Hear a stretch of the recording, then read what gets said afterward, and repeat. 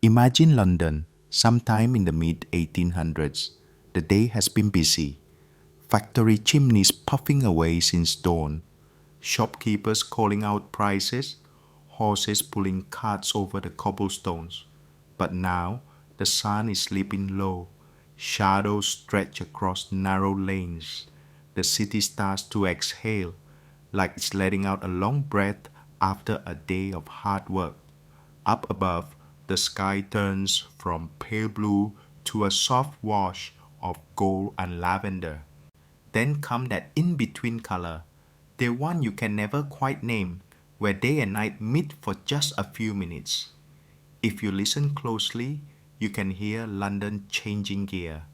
The rattle of carriage wheels slows, a door slams, somewhere a baby cries and then is quickly hushed. The distant hum of voices rolls along the street like the Thames itself. The air has a smell to it, and it's not perfume.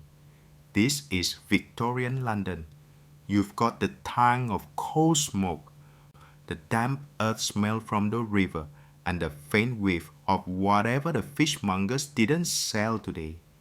It's not unpleasant exactly, just honest, real, the smell of a city alive. The streets are still for now, unlit. The tall lampposts stand like patient sentinels, waiting for their moment.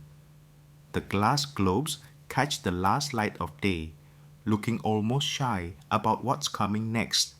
Because soon, very soon, the lamplighters will arrive. You might not notice them at first. They slip quietly into the scene, long poles in hand, moving with the unhurried pace of men who've done this 1,000 times. But before we meet them properly, let's just stand here a bit longer, in this moment before the lamps bloom into life. If you're walking along the Strand right now, you'll see shopkeepers pulling down shutters on their windows. In another lane, a baker's door swings open, letting out one final cloud of warm bread smell before it's locked for the night. And at the end of the street, there it is, the sound of a horse stamping its hoof, impatient to be on its way. There's a rhythm to evenings here. Children are called inside by mothers, leaning out of upstairs windows. Gentlemen tip their hats to one another as they head toward their clubs.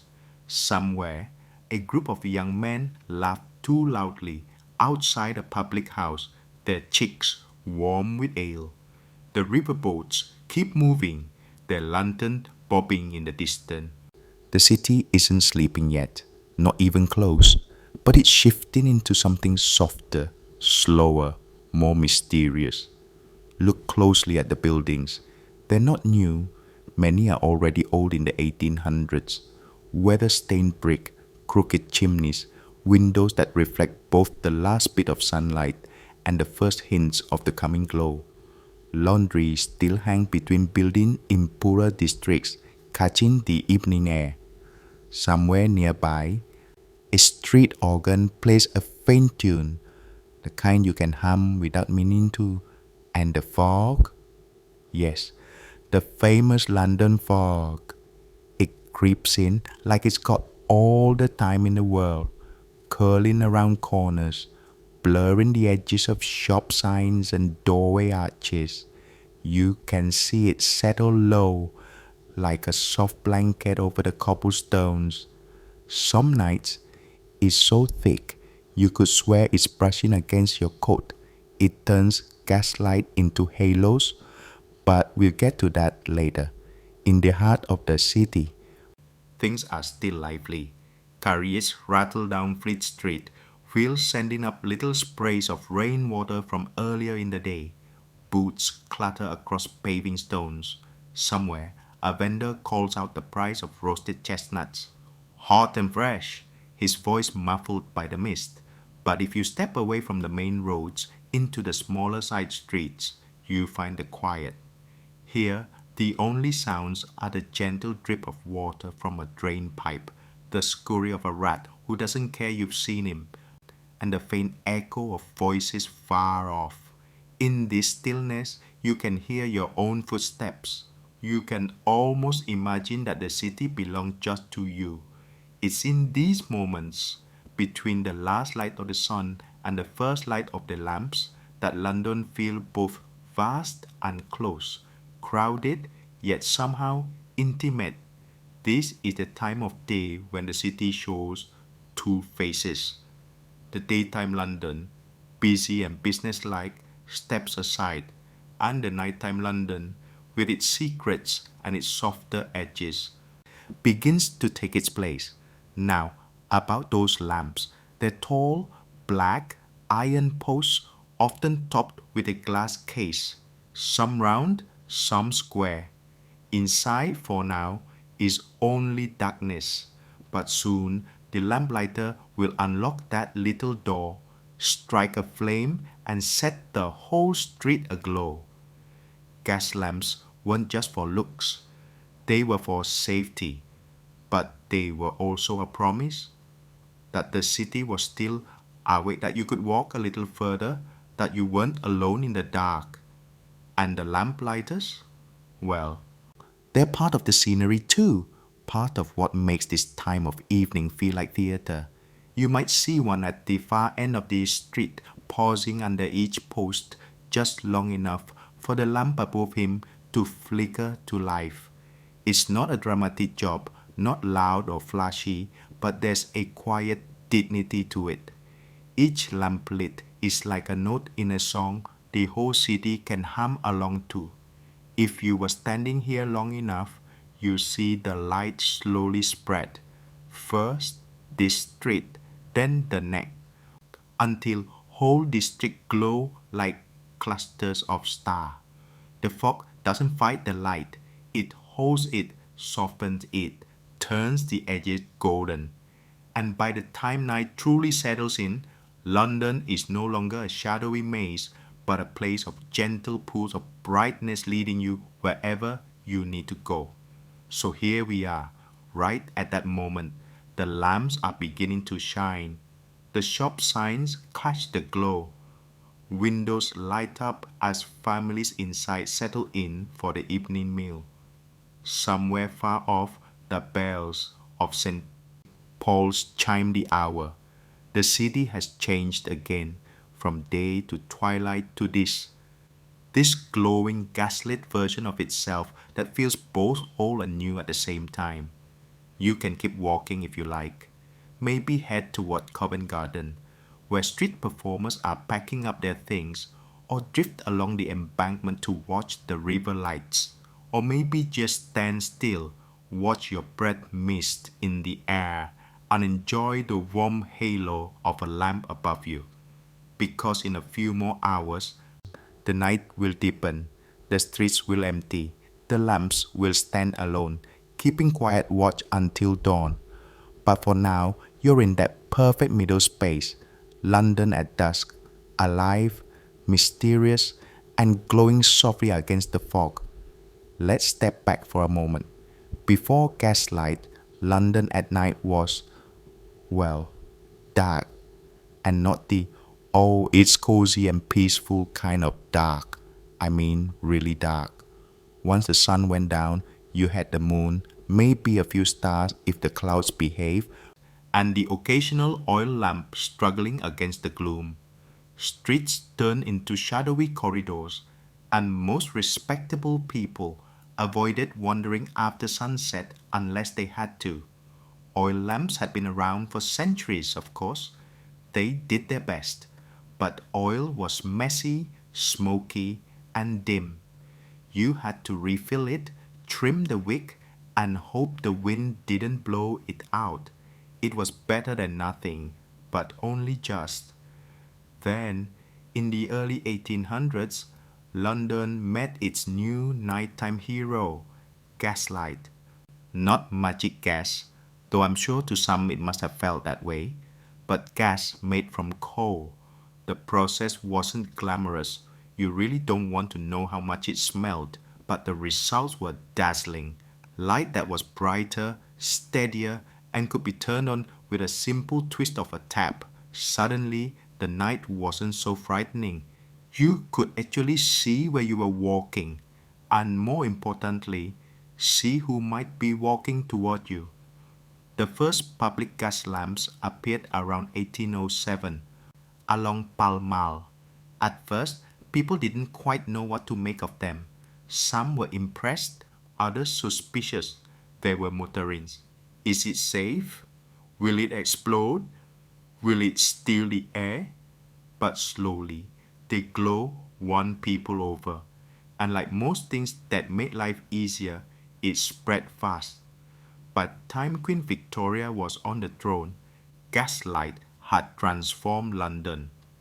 Entire companies sprang up to supply it, complete with their own armies of engineers, inspectors, and of course, lamplighters.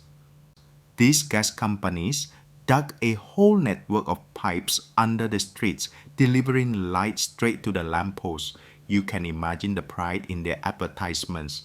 No more dim streets, no more stumbling in the dark, safer travel for all. It wasn't just about seeing where you were going either. Gaslight extended the city's day. Shops could stay open later. Theaters sparkle after dark. Coffee houses hum into the evening. People no longer had to rush home the moment the sun dipped. London became a city that could hum along after sunset, and that changed everything. And oh, the romance of it. A gaslit street had a certain charm. The lamps glowed warm and golden, their light pooling on the cobblestones. In the fog, each lamp seemed to float inside its own halo. Couples could stroll hand in hand under them, traders could work a few extra hours, and even the weary could feel comforted by the steady line of light stretching down the road.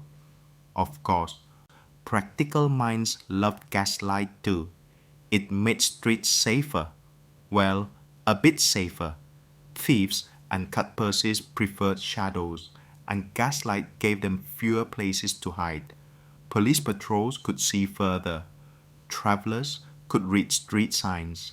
Even the horses pulling cabs seemed to appreciate it, or at least they stopped walking into things quite so often.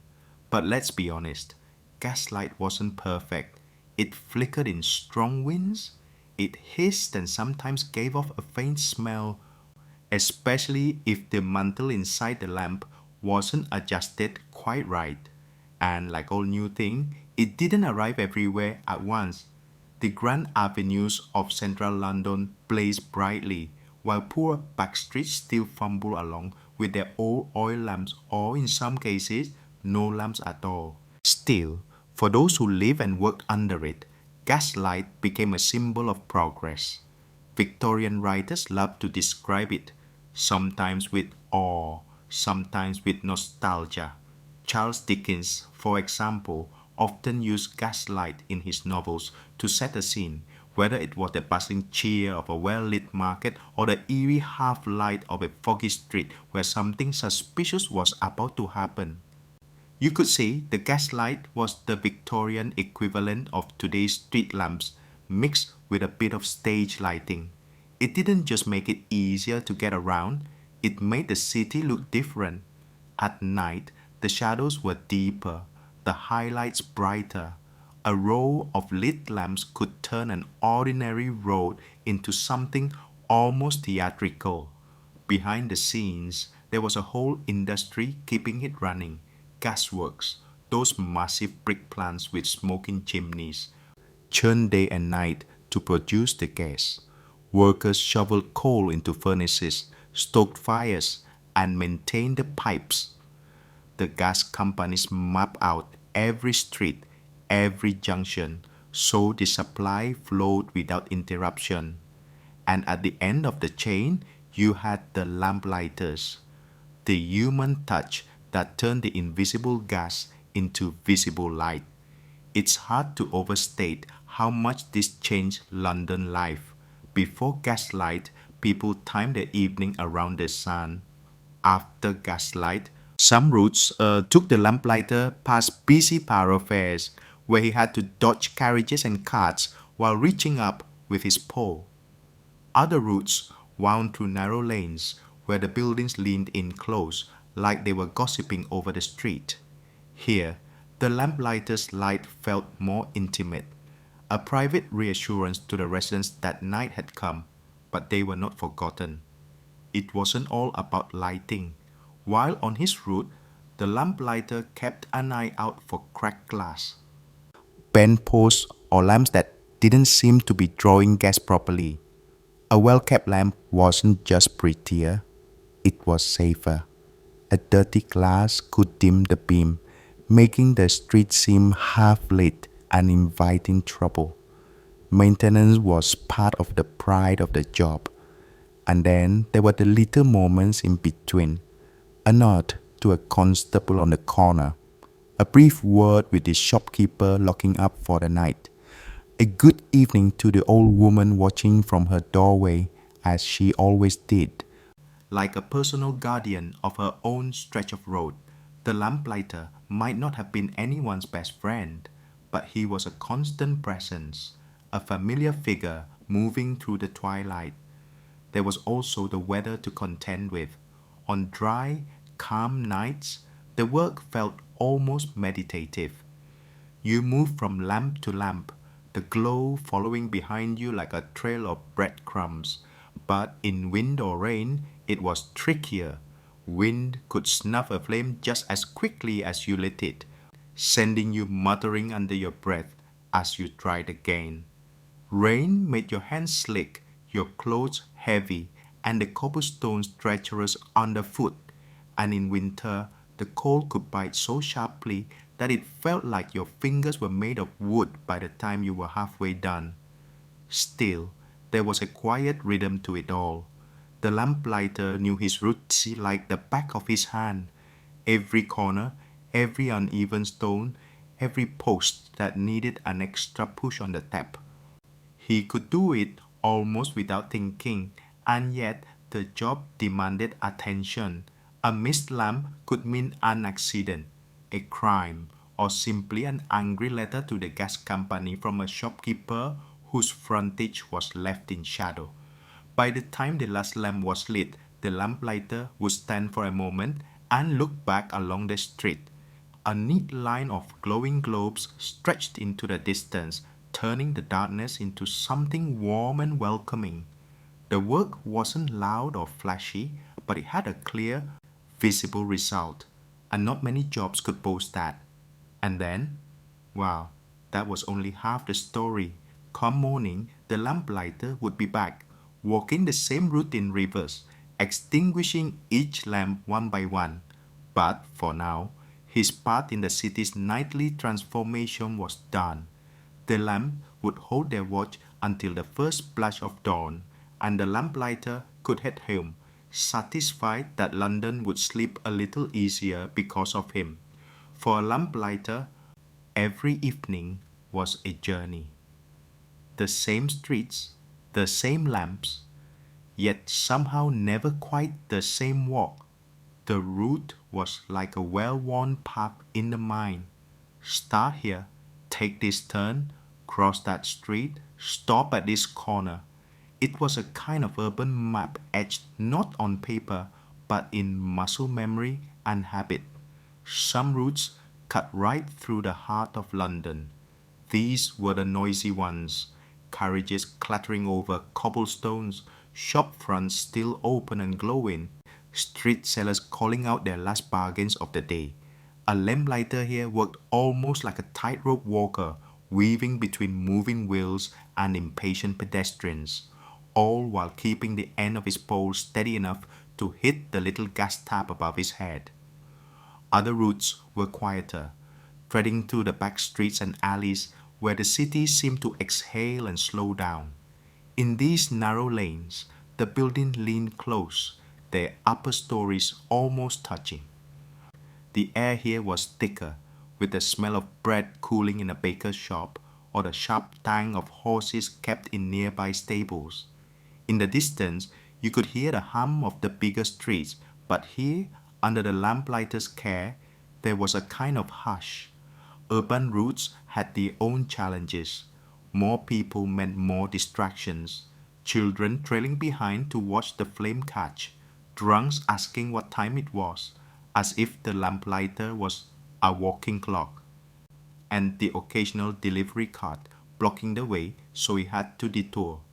There was also more light from nearby shops, so sometimes the lamplighter's work went unnoticed until that moment the shop shutters came down and his lamp became the only glow left.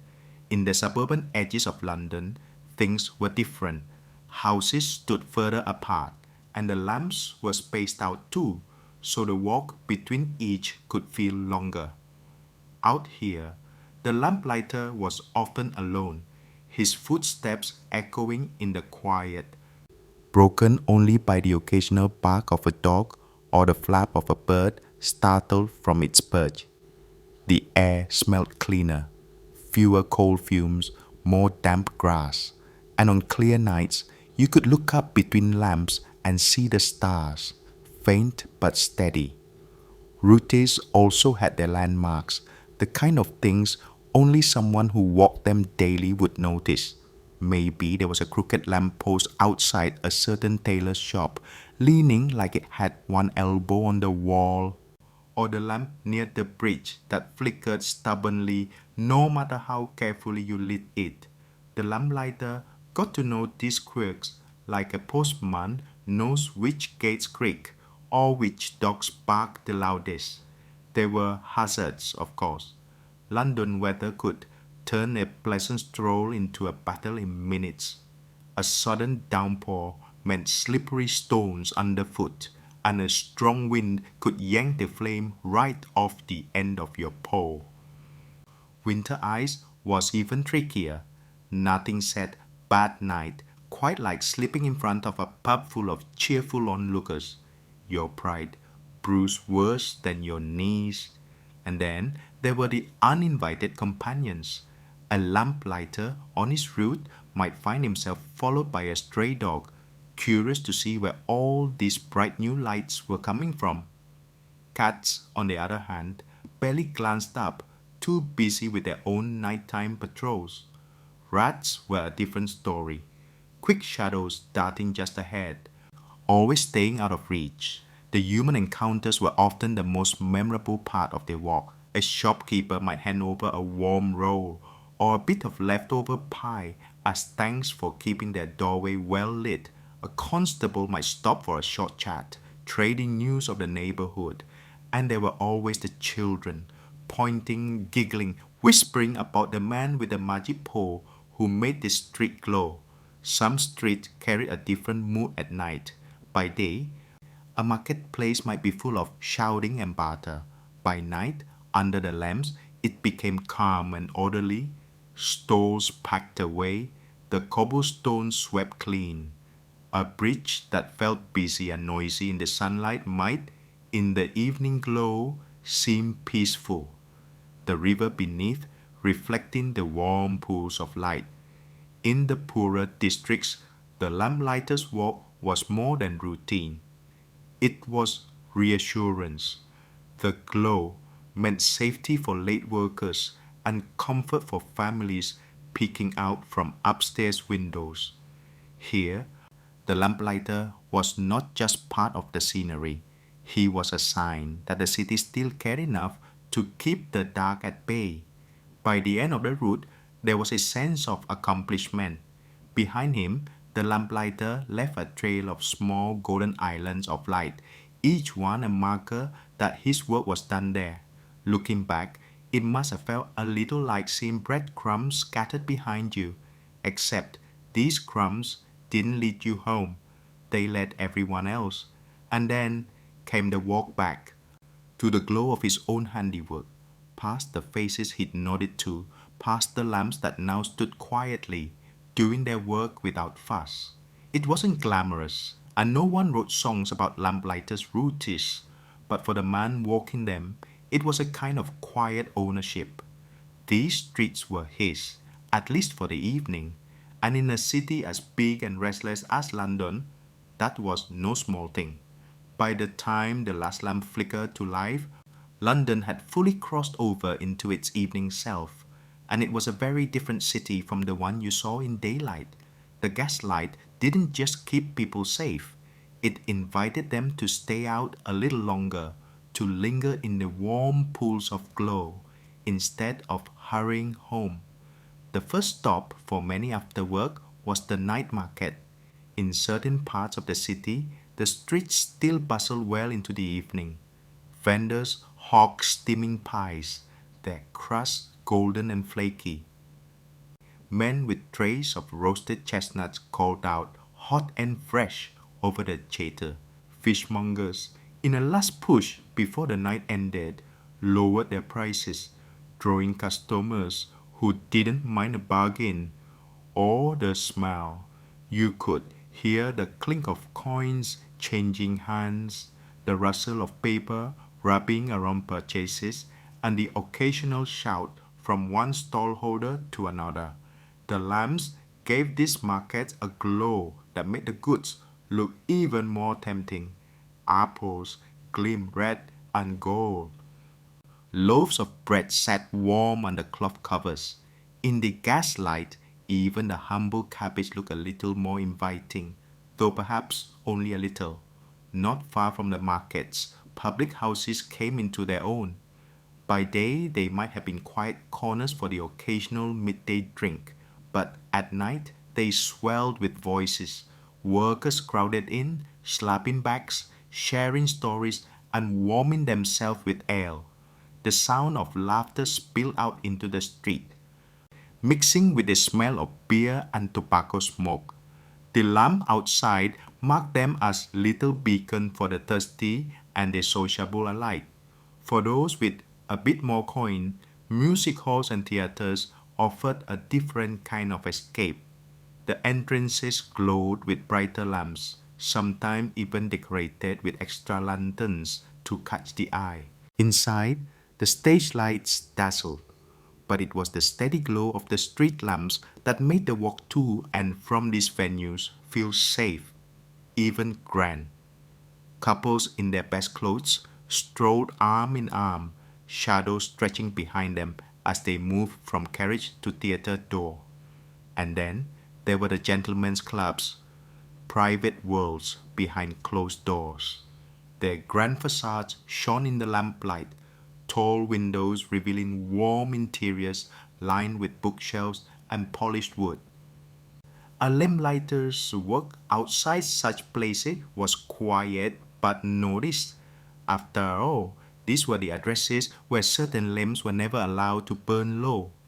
The West End, in particular, wore its gaslight like jewelry. White streets glimmered, the light catching on polished carriage wheels and the occasional silver-tipped cane. Shop windows displayed their goods well into the evening, drawing browsers even after the sun had long gone. It was the fashionable side of the city, and it knew how to make the most of its glow. But not all of London's nightlife was so refined. Across the river, or deeper into the East End, the gaslight revealed a different face. Here, the lamps lit narrow streets where costermongers, street sellers with carts, still worked well after dark. Children darted between the shadows. Cats prowled along walls. A few pubs here weren't just lively, they were loud enough to rattle the glass in the lamps themselves. Street performers made the most of these pockets of light. A fiddler might stand beneath a lamp, bow dancing over strings while his shadow stretched across the cobblestones. A pair of buskers might sing in harmony, their hats on the ground collecting coins that glinted in the light. The lamp was as much a stage spotlight as it was a guide for travelers. For the lamplighter passing through, this was the social map of London at night. He might light a row of lamps leading toward a theatre district, then find himself walking into a quieter street where only the bakery remained open. The change could be sudden. One moment, the air was alive with voices and the clink of glasses. The next, it was just the tap of his own boots and the hiss of the gas in the lamps. The social life of London after dark had its own rhythm, its own set of unspoken rules. Certain corners were always busy. Certain streets always emptied early.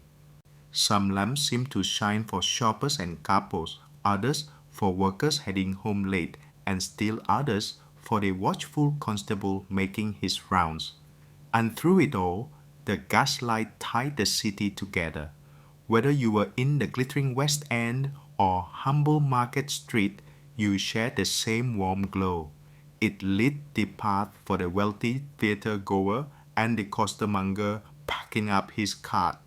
It shone on polished boots and muddy clogs alike. And somewhere in the background, unseen but essential, was the lamplighter, the quiet thread stitching together all these pieces of the city's nightly life. For all its warmth and charm, the gaslit London night wasn't all roasted chestnut and theatre tickets. Beneath the glow, shadows pooled in alleyways and lingered under bridges. And in those shadows, the city's less respectable side went quietly, and sometimes not so quietly, about its business. The lamplighter knew this better than most. His rounds took him through every kind of street, from the polished facades of the West End to the narrow damp lanes where the light seemed to vanish a few steps from the post. He wasn't a policeman and he wasn't there to interfere, but he saw things. Little flashes of trouble, whispers in corners, figures who turned their faces away when the lamp caught them. Pickpockets worked the busy streets like clockwork. They didn't mind the lamps. In fact, in the bustle outside a theatre or market, a bit of light helped them see their targets better. A hand slipping into a gentleman's coat, a purse quietly lifted from a distracted shopper. Most people never noticed until the thief was already gone, swallowed into the crowd. And then there were the cut purses and petty thieves who preferred the edge of the light. Too far into the dark, and they risked running into worse trouble themselves. But just outside the lamp's glow, that was their sweet spot. From there, they could watch the flow of people and step forward at just the right moment. The fog made everything worse. London's famous pea supers could roll in thick enough to hide entire streets. The lamps struggled against it, turning into faint, fuzzy orbs hanging in the murk.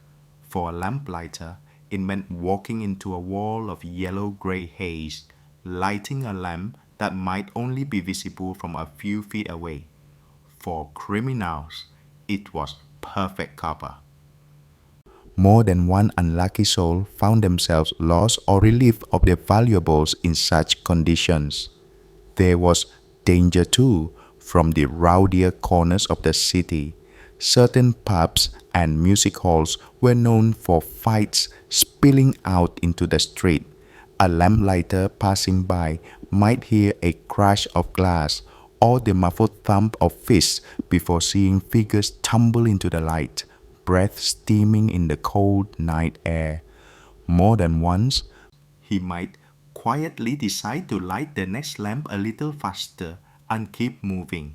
Some of the underbelly was quieter but no less grim. The city's poorest neighborhoods clung to the edges of the lamplighter's route. Here, lamps were fewer and further apart, and the light felt more precious. People here lived closer to the bone, whole families in single rooms, struggling to stay warm.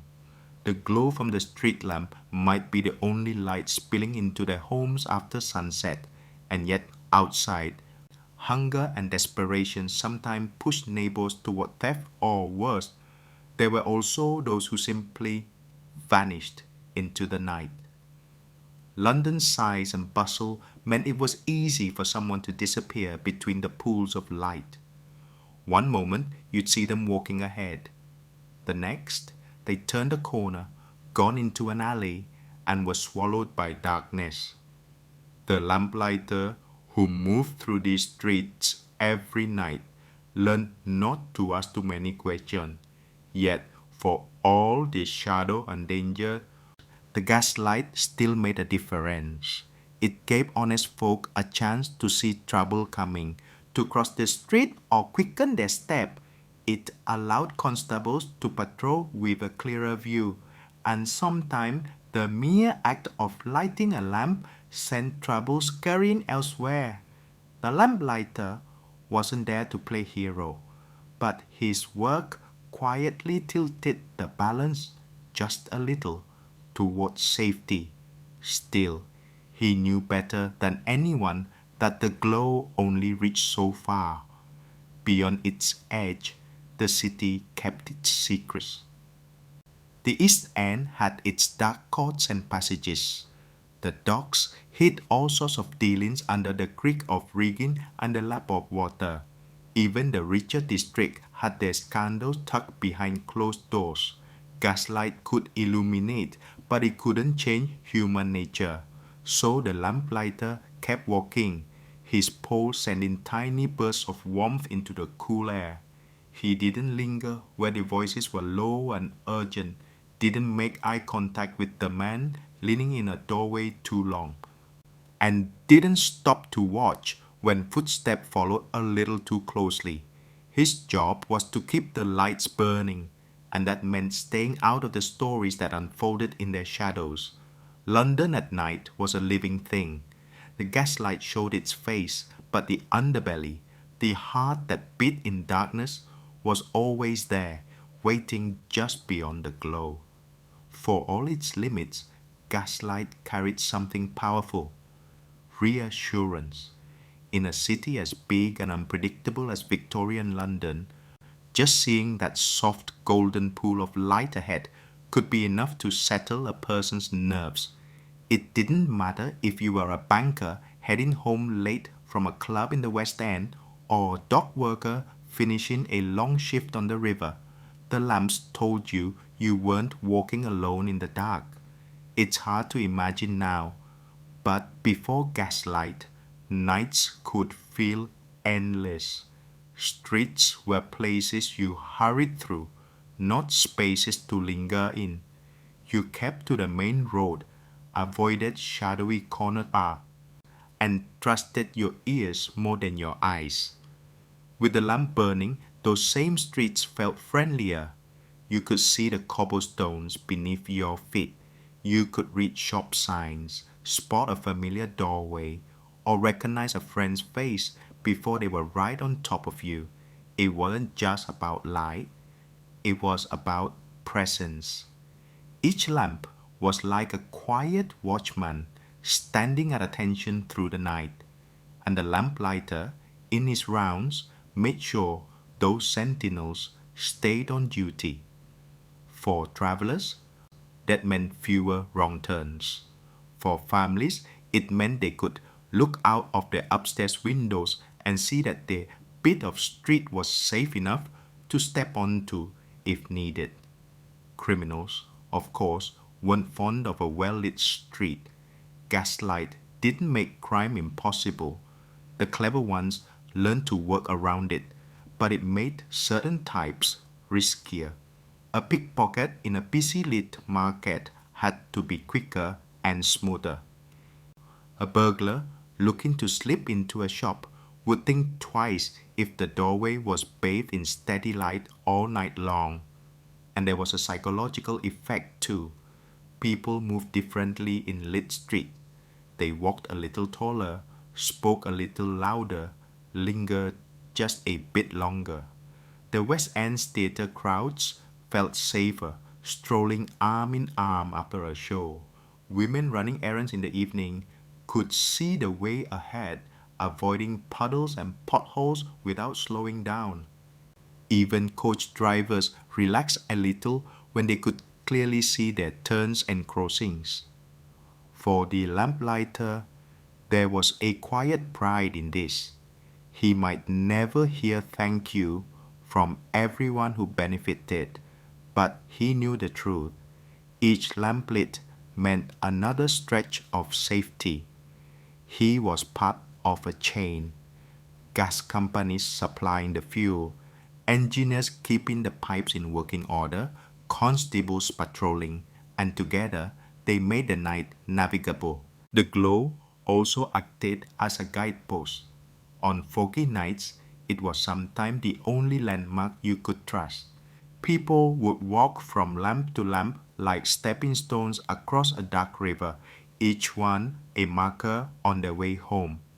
In the countryside or in the far edges of the city, a single lamp could be seen for streets around, its halo like a promise.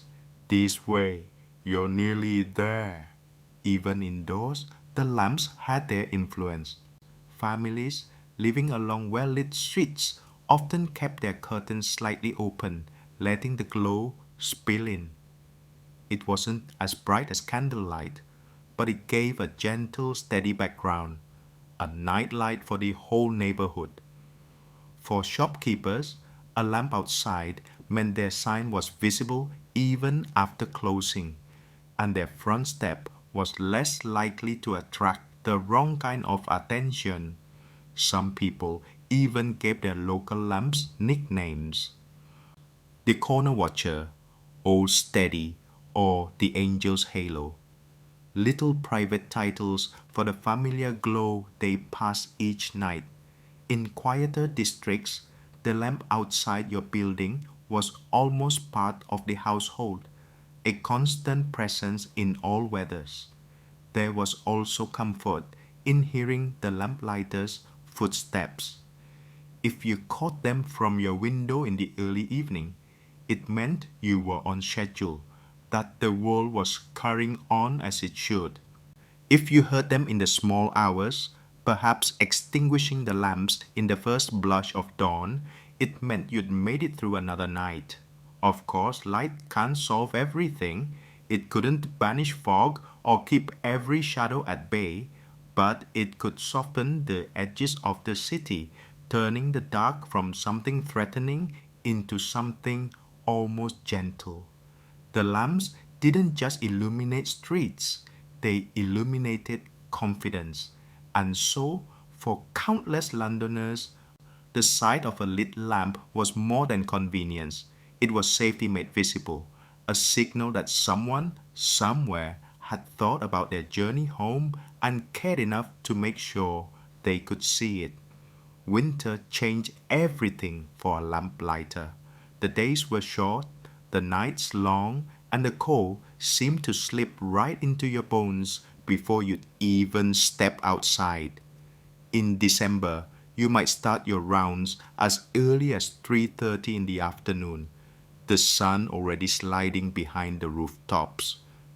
By the time most Londoners were thinking about supper, the city was already deep in shadow, waiting for its lamps to be lit. The cold had a way of sharpening every sound. Footsteps clicked louder on frozen cobblestones.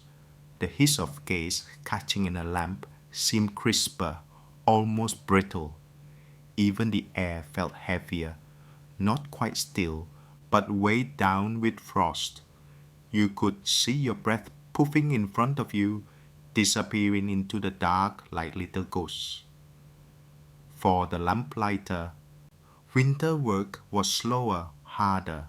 The pole felt heavier in gloved hands, and those gloves, however thick, never seemed to keep the chill away for long. Sometimes the brass fittings on the lamps were so cold they burned your fingertip to the leather. Ladders could be slick with ice, and the cobbles below offered no forgiveness if your boots slipped. And yet, winter nights had their own kind of beauty. Snow, when it came, transformed the city. By day, it covered London in a clean, bright coat. By night, under the lamps, it turned the streets into glowing pathway. The light bounced off every drift and rooftop, doubling the brightness. Even the poorest lanes looked softer, their rough edges smoothed under a layer of white. It was the sort of scene that might almost make you forget your numb toes. Almost. You'd pause after lighting a lamp, look back down the street, and see each post standing in a little pool of gold, the snow catching and holding the glow.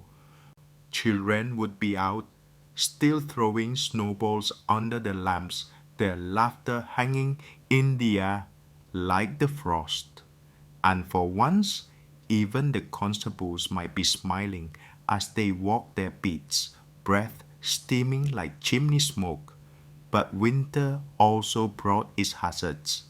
The infamous London fog often grew thicker in the cold, mixing with coal smoke to create that dense yellow-gray pea souper that could swallow whole streets. On such nights, the lamplighter might walk straight into a lamp before he saw it. The glow from the flame became a faint blur until you were almost right beneath it. Lighting in those conditions was an act of patience and sometimes guesswork.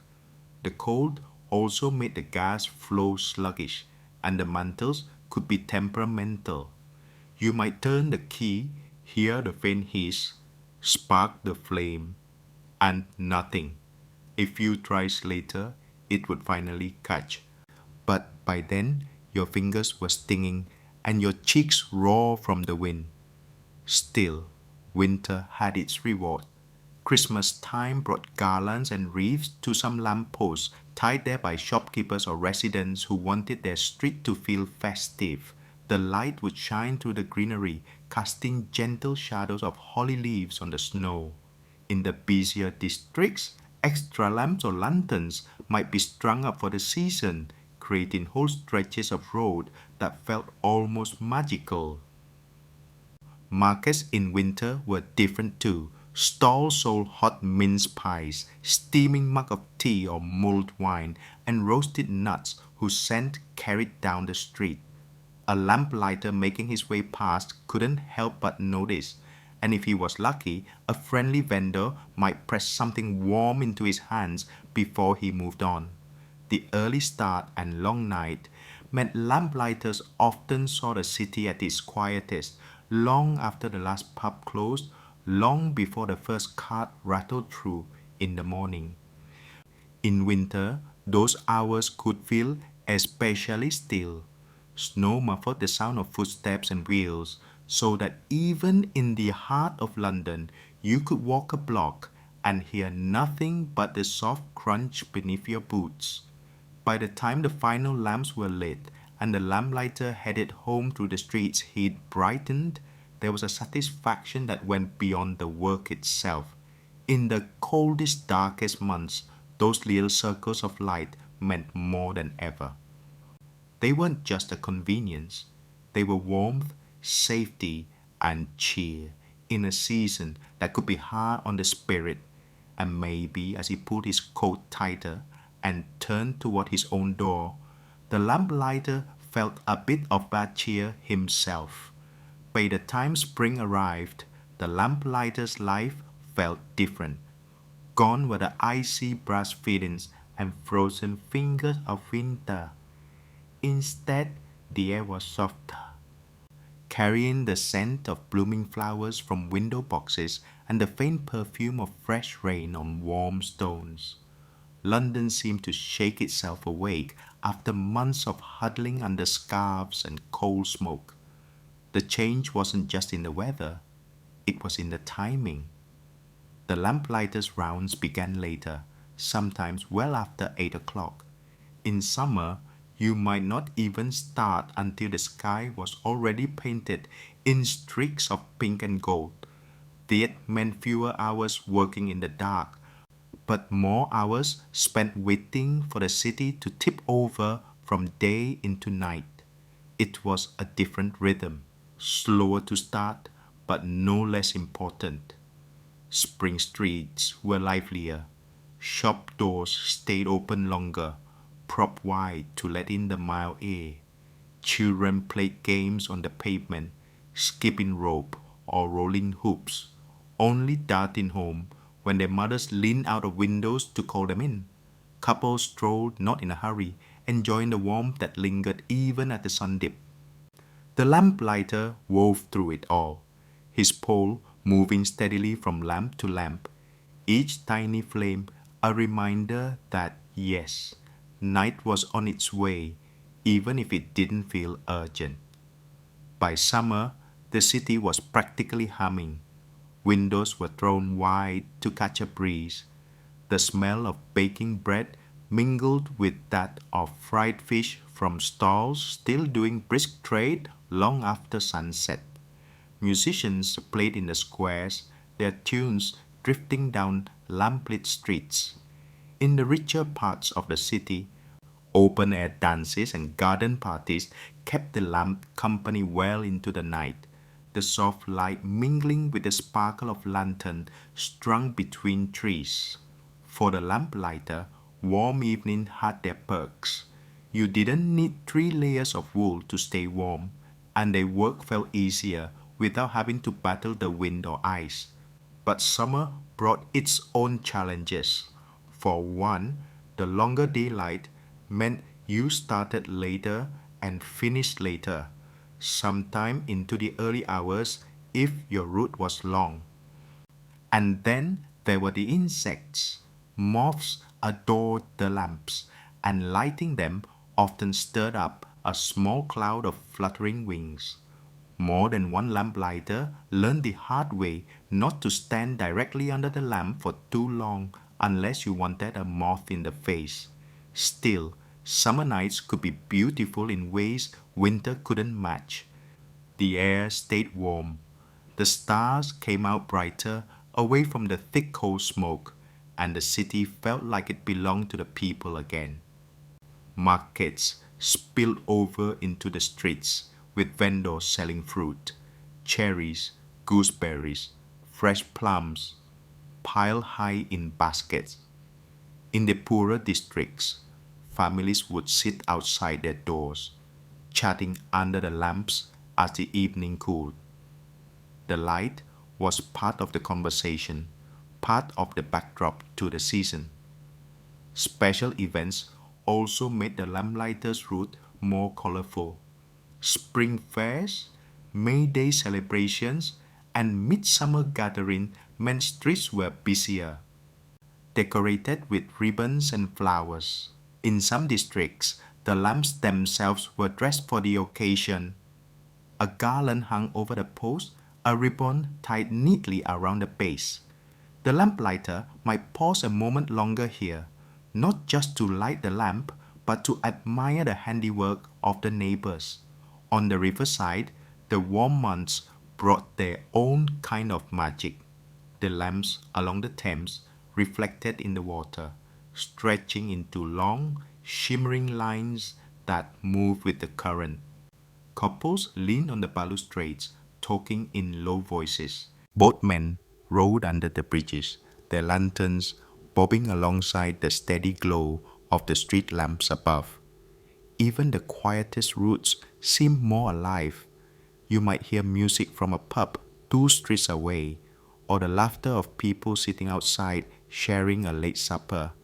The lamplighter became part of this tapestry, not the center of attention, but a thread running through it, keeping the evening stitched together.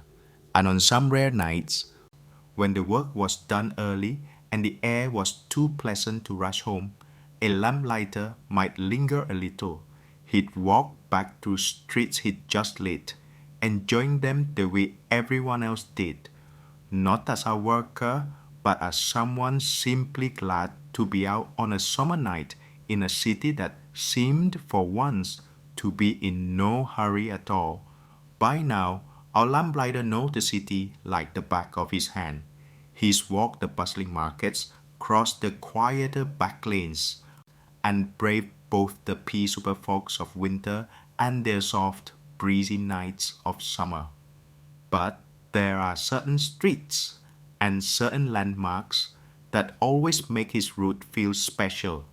Places where the lamps don't just light the way, they make a scene worth pausing for. Take the Strand, for instance. In the daylight, it's a busy thoroughfare, all commerce and clatter, but at night, it's transformed. The lamps here stand tall and proud, throwing their glow across wide pavements lined with bookshops, tea rooms, and hotels. The light catches on polished shop windows, bouncing back in warm reflections. Carriages roll past, their brass fittings gleaming. It's the sort of street where a lamplighter might straighten his back a little, aware that his work is part of a grand display. Then there's Fleet Street, with its printers and newsrooms.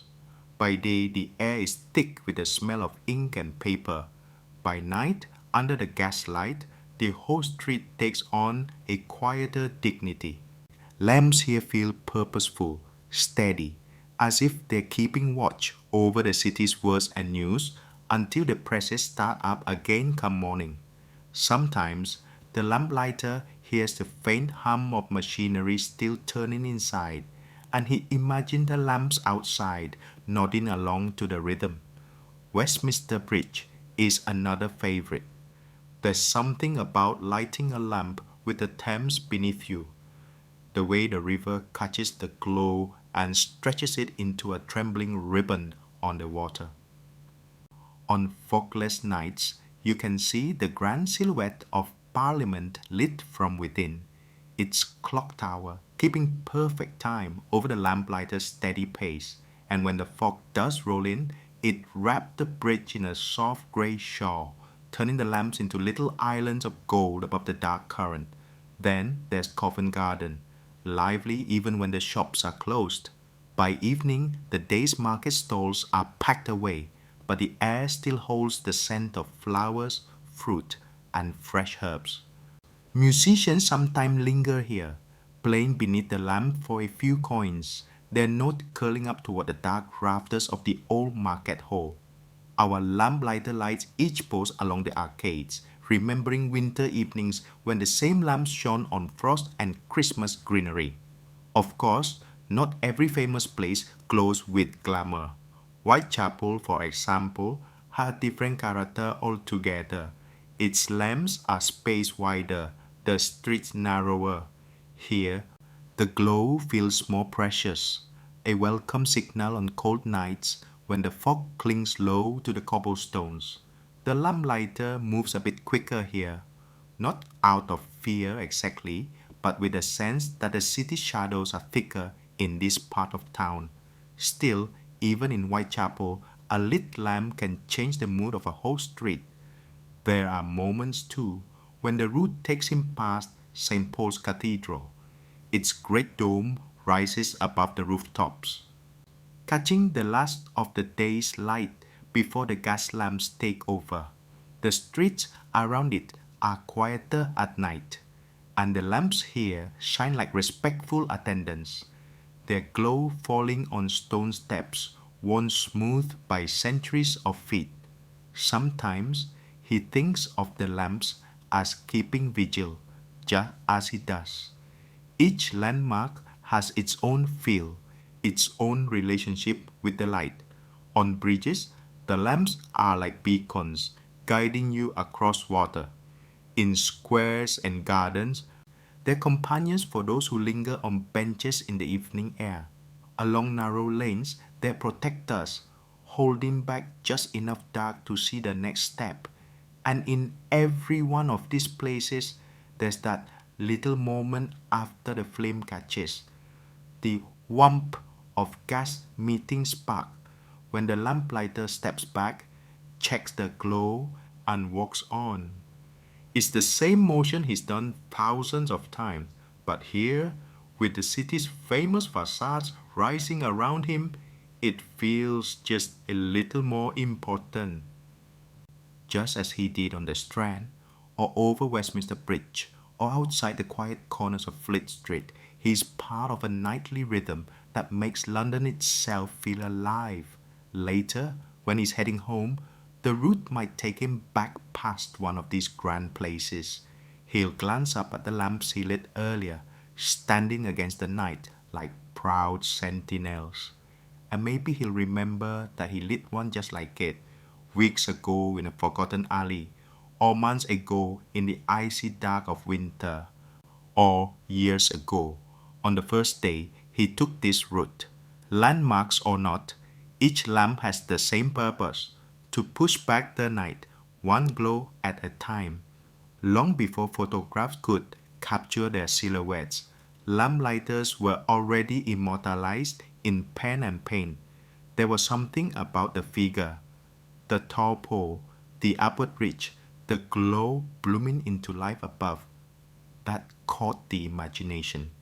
Maybe it was the simplicity of the act, maybe it was the symbolism, or maybe, as Dickens might suggest, it was because lamplighters were part of the city's nightly heartbeat, so steady you could set your watch by them. Charles Dickens himself couldn't resist. In his novels, gas lamps often played supporting roles, marking the mood of a scene. In Bleak House, the fog swirls around them, their light barely piercing the thick air, a reminder that London's struggles couldn't be fully chased away by a few flames. In other works, the glow of the lamp serves as a beacon of safety for a weary traveler, or a romantic backdrop for quiet conversation. Dickens knew that a lit street wasn't just scenery, it was part of the story. Illustrators picked up on it too.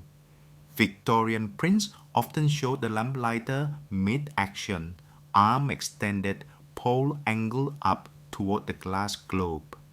Sometimes the scene was a quiet lane with just one or two figures. Other times it was a busy street, the lamplighter threading his way through carriages and pedestrians.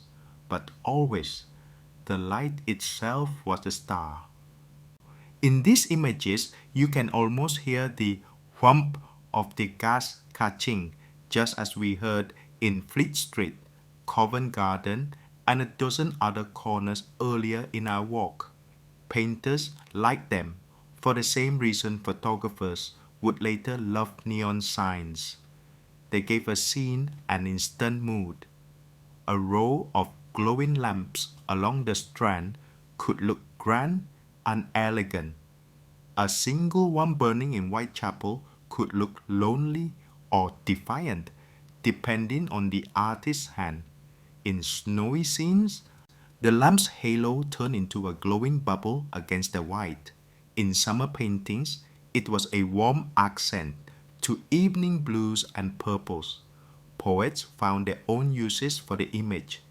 Gas lamps became metaphors for endurance, for guidance, for the small lights that keep us moving forward when the rest of the world is dark.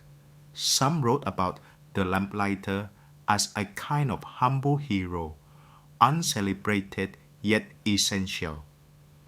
Others used the image for romance. The soft glow, the quiet street, the idea that love might bloom under the steady gaze of the lamps. Even children's literature made room for lamplighters. They appeared in picture books and rhymes, sometimes as kindly figures who kept monsters away, sometimes as dreamlike characters who lit the stars as they went about their work.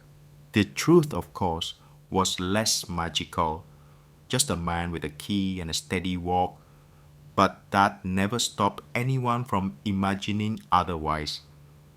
Part of their appeal in art and literature came from their constancy. In a city that was changing fast, factories rising, railways spreading, electric telegraphs clicking away, the lamplighter's routine stayed much the same. You could spot him in winter fog or summer dust, moving from post to post, exactly as he had the night before and as he would tomorrow. Artists love a figure like that, familiar, reliable, and rich in metaphor. The lamplighter also bridged worlds. He belonged to the working class, earning a modest wage, yet his work touched every level of society. His light shone outside gentlemen's clubs and humble market stalls alike. That universality made him a figure anyone could recognize and understand, whether you were a wealthy theater goer or a factory hand heading home. Even now, long after the profession has mostly vanished, lamplighters linger in our imagination. Old films recreate them in nostalgic scenes.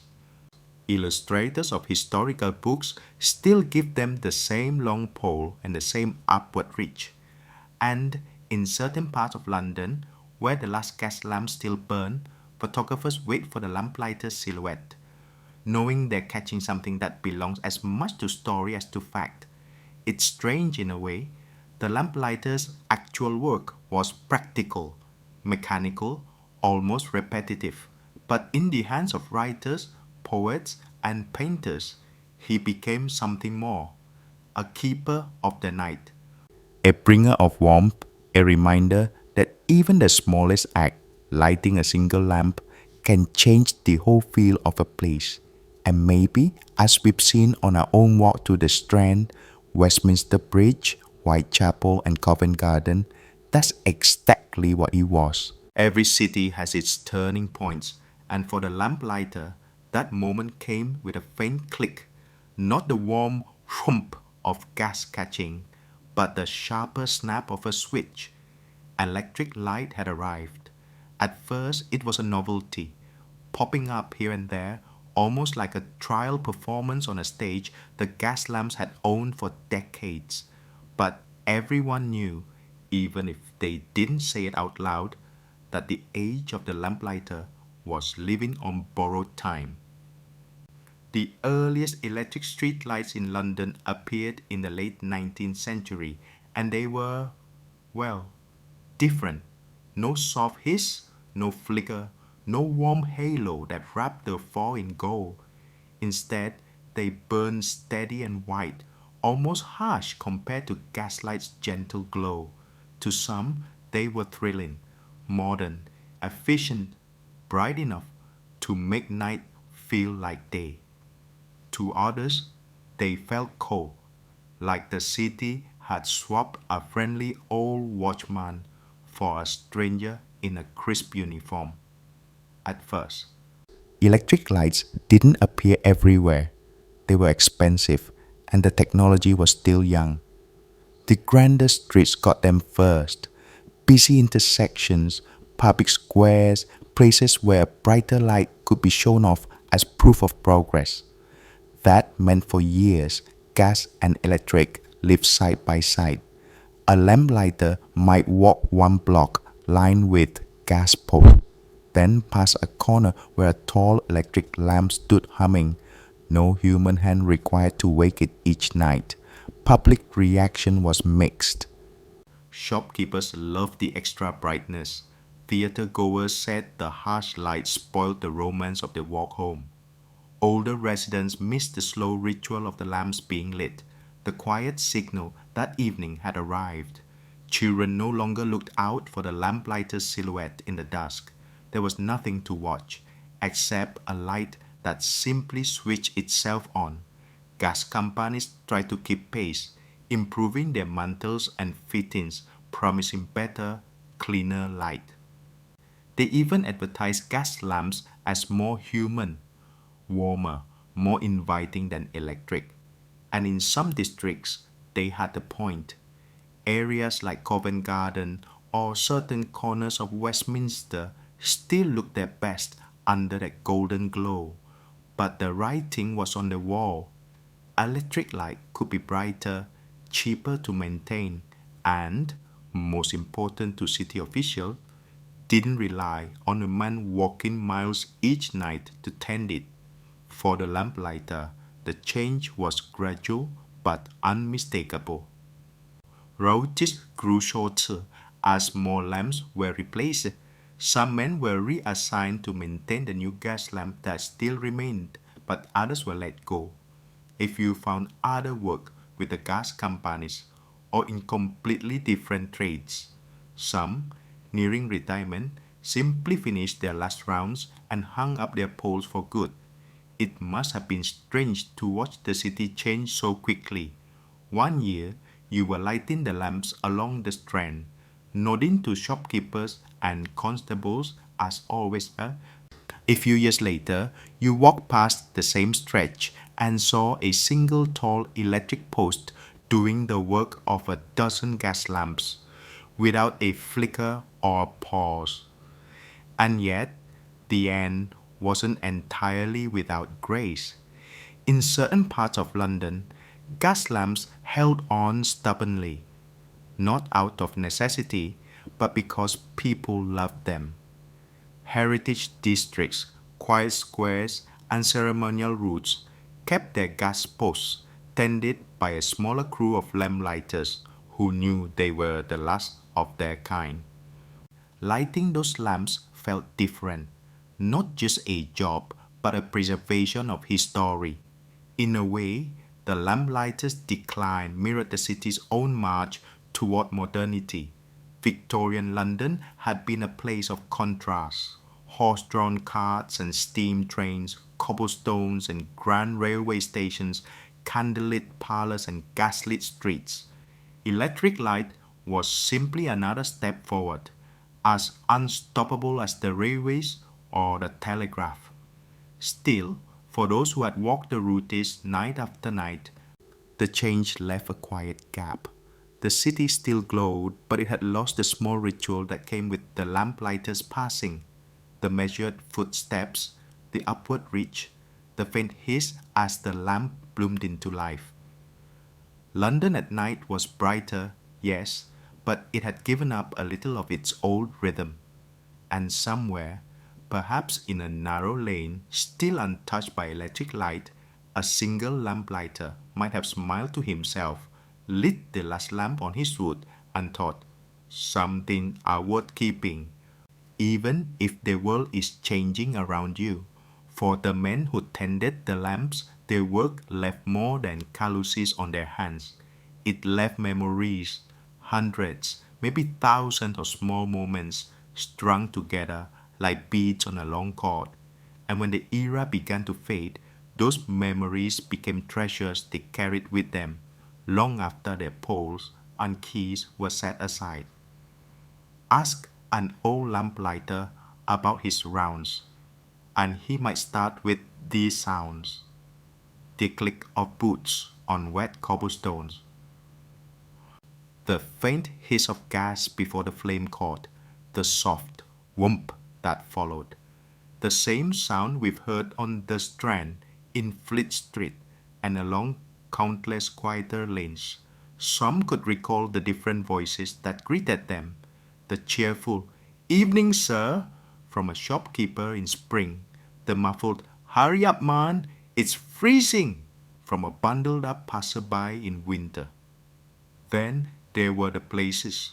Certain lamps had personalities. One outside a bakery that always smelled like warm bread. Another leaning slightly outside a bookshop, as though it bent closer to read the titles in the window. One stubborn post near Westminster Bridge that needed 2 tries on windy nights. These quirks became part of a lamplighter's private map of the city, not the map you'd find in a shop, but the one in your head, made of scents, sounds, and familiar glows. And of course, the seasons. Winter nights when snow fell so heavily that each lamp seemed to burn inside its own snow globe. Spring evenings when the air smelled of rain and new blossoms and children ran in the street long after they should have been in bed. Summer nights when the lamps drew swarms of moths and you learned to keep your mouth closed unless you wanted an extra crunch in your supper. Autumn dusk when the air carried wood smoke and the streets glowed orange with fallen leaves. Some memories were about the people they met. The constable who always walked the same beat, tipping his helmet as they passed. The widow who sat in her doorway in Whitechapel, thanking the lamplighter every evening without fail. The children who tried to follow the route, pretending their walking sticks were poles, mimicking the upward motion with perfect seriousness. And there were moments that weren't so pleasant. But even these had their place in the story. Fog so thick you could barely see your own hands. Slippery ice that sent you sliding halfway down a street. Shouting matches spilling out of a pub. The odd stone or snowball thrown at your back by boys with nothing better to do. You learn to shrug it off because the lamps still needed lighting. When electric lights began replacing gas, some lamplighters stayed on for maintenance work.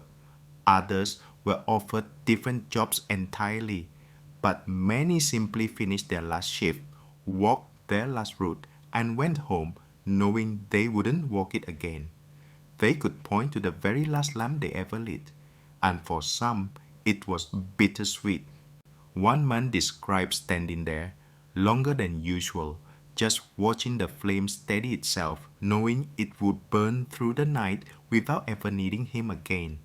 A few kept journals, pages filled with routes, notes about repairs, and little sketches of lamp posts they liked best. Some wrote down the weather for every shift, perhaps as a way of keeping time. Others just kept the memories in their head, bringing them out years later to tell grandchildren about when I lit the streets of London.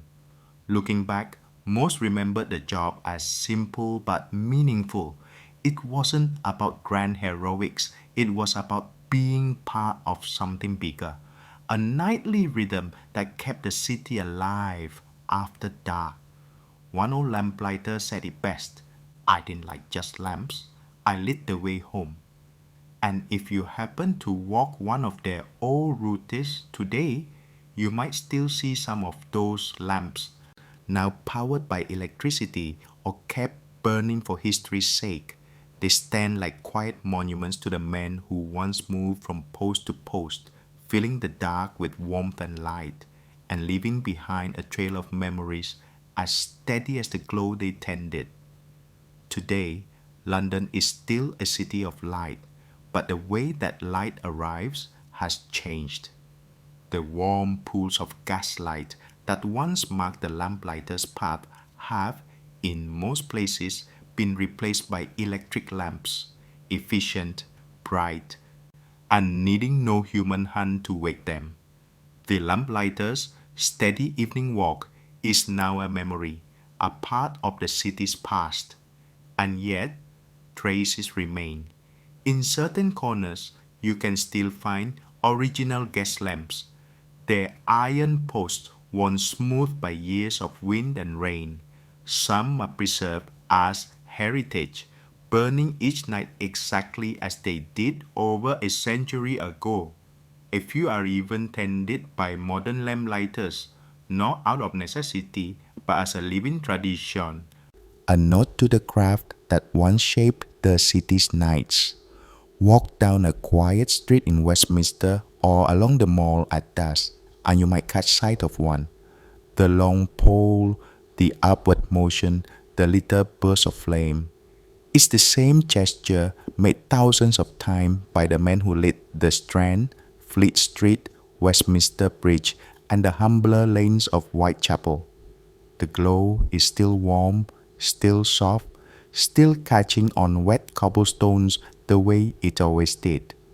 For most Londoners now, the lamplighter is a figure from books, paintings, and old photographs.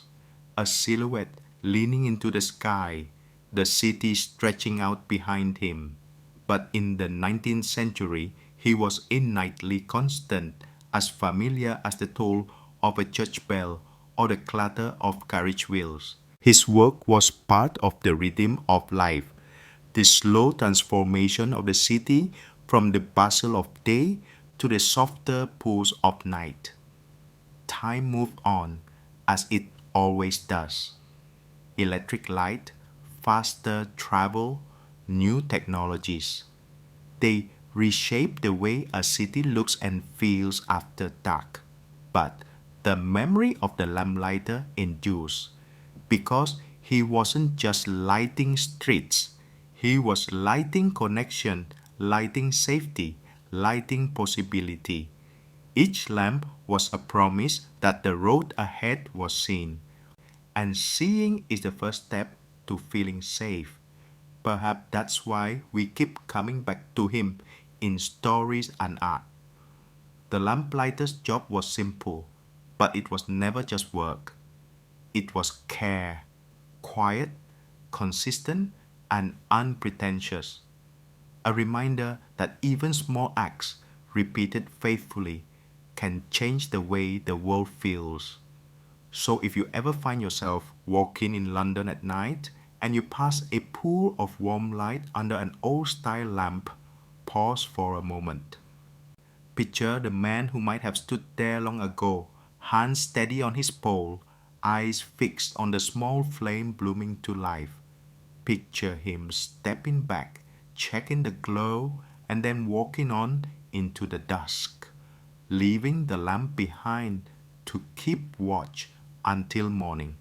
And just like that, the lamplighter's story, like the evening itself, fades gently into history, but never quite disappears. If you enjoyed walking these gaslit streets with me tonight, there are many more journeys waiting. Subscribe to the channel, and together we'll wander through history's quieter corners, one story at a time. Until next time, rest well and let the past keep you company.